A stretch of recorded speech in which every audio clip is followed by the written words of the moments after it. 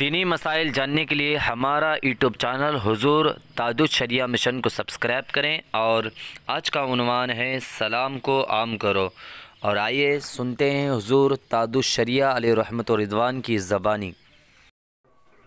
فرماتے ہیں کہ سن لو کہ تم جنت میں داخل نہیں ہو سکتے جب تک کہ تم میرے اوپر ایمان نہیں لاؤ، اور جب تم میرے پر ایمان نہیں لاؤ گے، جب تک کہ تم مجھے نہ چاہو اور تم مجھے نہیں چاہو گے، جب تک کہ تم اپنے آپس میں سنی وہابی نہیں، سنی وہابی کی محبت جو ہے یہ حرام ہے اور یہ کفر انجام ہے، بدکام ہے، کفر انجام ہے۔ سنی آپس میں جب تک کہ محبت نہیں کرے، حضور علیہ السلام کا ارشاد ہے کہ تم میرے اوپر تمہارا ایمان کامل نہیں ہوگا۔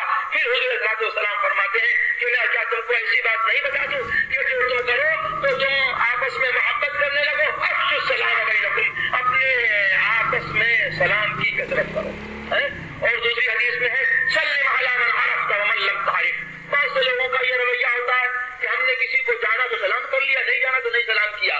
حضور علیہ السلام فرماتے ہیں کہ جس کو تم جانو اس پر بھی سلام بھیجو، اور جس کو تم نہیں جانتے اس کو بھی سلام بھیجو۔